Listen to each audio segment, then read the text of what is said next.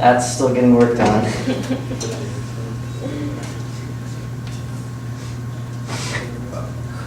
And last year we used pretty much the same fuselage. We just made this one a little bit smaller, a little bit thinner material in an effort to try and reduce the weight. And last year's fuselage was actually, I think, rather excessive for what we needed. So.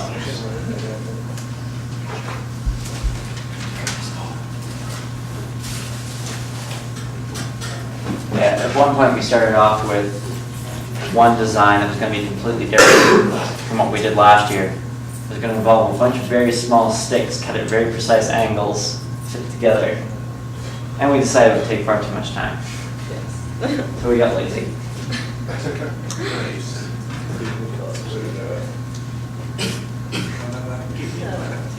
This is something else you can run into, is finite element analysis. So you take a material, you design what the part's going to be, and you apply a load to it, and it gives you an approximate idea of what it's going to do. A lot of this is amplified as to the displacement, but with some of it you'll apply like a 100-pound load on it and you watch the whole thing flail out. I think this one did that. So we put like a 100-pound payload on it. Which tells you like, or this program will tell you like all the stresses that the part will see under some loads and some constraints, and like I said, displacement and things like that. Car company do the very similar thing on like control arms. They pretty much actually do it on the whole car, but control arms are the most important one, because if you hit like a giant pothole or something like that, you don't want it to immediately bend your control line. That just explains how we're doing control and how to calculate the forces. That's actual versus predicted weights. And that was that payload prediction curve I'm talking about. So this is what they'll be basically scoring us off of and saying if we did a good job or not.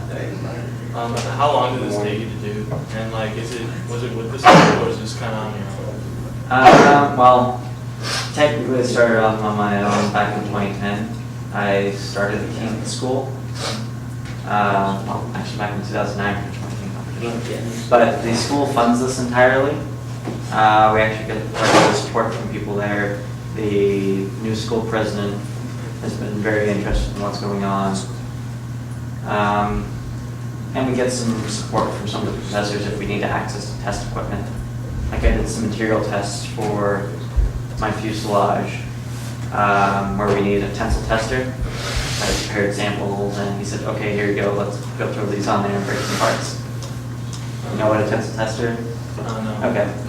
Basic thing is take two vices, grab a part, keep pulling on it, pull on it until it breaks. It's kind of, depending on the material, it can get kind of terrifying when it finally breaks. But it just tells you like how strong it is pretty much. Yeah. That's the whole point of the test. Does everybody's design pretty much look like kind of the same, or is there any like? There's a lot of variation. I don't think there's anybody else that's going to look like this. But like, is everybody like pretty much like just like plain design?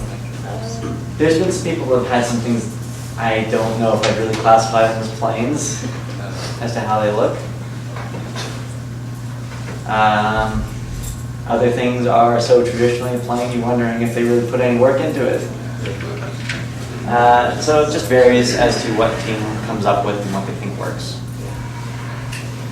But yeah, the tensile tester is kind of cool to take a big steel sample. Oh yeah.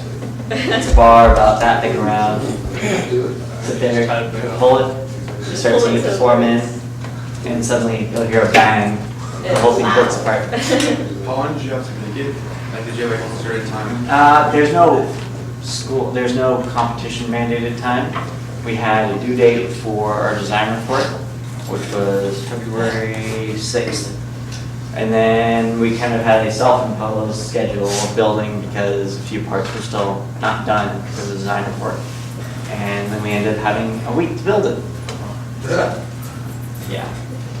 This is what happens with projects. You set a timeline, you're like, this is going to work out well, and then it doesn't.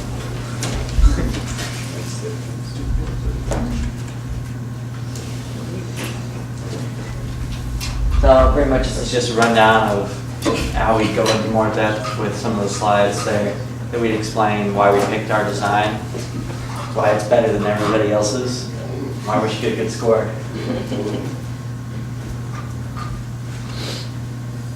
And then questions.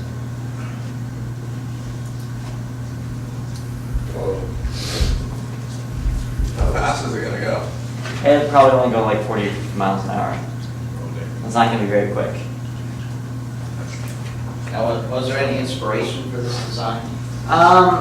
The inspiration for actually last year's design, which this one's kind of an iteration of, was a Burt Rutan design known as the Proteus, which is a very nice full composite high altitude test bed that they have. So we kind of saw that and we were like, that looks cool. We want to do something like that. And so we did. And then last year's plan worked out so well with a lot of guessing, really, on our part. We were like, well, we're not sure how this is going to work or that's going to work. Put it together and it worked out well. So this year we tried to kind of Make it work better. more on Yeah, put more figuring out why it works. analysis in it, make it. Like if you made it like, you know, like man size, like big size, you think it would be like work the same? Like, We'd have to make changes. I think we'd probably have to change the airflow. A lot of these things don't scale as nicely as you think. So, What did you guys place last year? 10th out of 34 teams, which is pretty good considering. It's a big improvement after best crash. Yeah, the year before we finished 23rd, and then got the best crash, and 10th place last year, and we're hoping for a little bit higher this year, depending. What's the first place prize? First place prize in this case is kind of just trophy and bragging rights. I get to say, aha, I beat you all. Well, and you also have to remember that they're being judged by, you know, they're being judged by professionals in this field, and so these people now know them. So when they graduate, they're looking for a job. Yeah, a lot of people do end up with jobs out of this. There is Boeing, Raytheon, Lockheed Martin people that are wandering around the competitions talking to people. A lot of people end up with job offers fairly shortly after. Regardless of the results really, but still. You guys both want to design planes like for a career? I probably won't. We have our other design, another member of our team who actually did all the design on the wings and the analysis, is going to potentially go into a PhD program in aerospace at Stanford. And I'm not really interested in planes, and more roller coasters kind of like what I want to go to. And I'm hoping to go into motorsports, so it's really just kind of a fun project to do. It's fun to do. It's one of several SAE competitions there are, because there's this. There's also a Formula car, which they get given a whole other set of rules, obviously. I think they have like a 600cc maximum engine and a bunch of material requirements that they have, and like crash testing they have to do. And there's a lot to it. Then there's Clean Snowmobile, which they have to modify a production sled. Our team actually just went up, came back this weekend, or Monday. They came back Monday from Upper Peninsula of Michigan. They placed second overall, which is impressive because they blew their engine the Friday before they left for competition, and then swapped the engine in with a brand new sled they purchased at the competition. So, and then there's Baja, which is an off-road buggy. They give you a small Briggs & Stratton generator motor, and you work from there. They all work different principles of engineering, but it all kind of falls together. A lot of it can end up in overlap. The Formula team is talking to us about a new aero package they want to work on for their car this year. They actually want to make full movable wings that are tied into braking and speed. I don't think the Baja team wants to do anything like that. Baja is just kind of like metal weld. Yeah. Is this part of a course, or is it like just for fun? It's just for fun. Yes. We do get a lot of professors who will Help. not so much help out, but they'll understand that we're working on this. I've gotten a couple professors who are like, okay, while you're doing this, well, don't worry about this project. I also got extra credit once for help doing something here, and then it also kind of related to some class that one of my professors was doing, so I got extra credit for doing this or whatever. Yeah. And at our school, actually, the new president that we've gotten is trying to give us, I think, the credit. Really. Too late for us, but. And so it's fun, it's different. How big is your team? We've got 5 members this year. This year it's all mechanical engineers. Last year we had, somebody was chemical, and then a business major. It was good for holding the team together while we recruited. Yeah. Hey, he dubbed himself the human plant himself. Yeah, he'd asked me what, came out here with us the first year. And last year he asked us, hey, do you guys have anything you need me to hold together while you glue?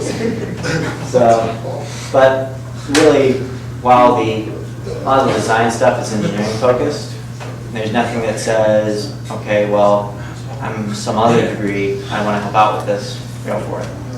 Then there's other stuff for like civil engineering, there's concrete canoe, which is a different competition. That one's a little weird, and I'm not exactly sure the rules on it, but the name is pretty self-explanatory as to what it is. So, Did you guys build the engine for this? no, we didn't build the engine for it. They mandated a manufacturing model that we had to use. Everybody in our class has to use the same engine. And the same propellers? No, the propellers we can play with as to what we want. If we want a little more speed, if we want a little more thrust. How big are the propellers? I think one we're going to be using is about 13-inch diameter. Any other questions? How big are some of the planes out there and how small are they get? Well, there's microclass, which gets absolutely tiny. That one, they mandate a case size. You need to be able to put the plane in the case with a few other items. So those end up being about that big, which is real fun when it gets windy. And then there's the advanced class, which is a little bit bigger than what we have. That one has no sizing restrictions, but does have an engine displacement limit. Jet engines on there? You could put a jet engine on it. Technically, it would be allowed, but I don't think you get the performance you want at that size.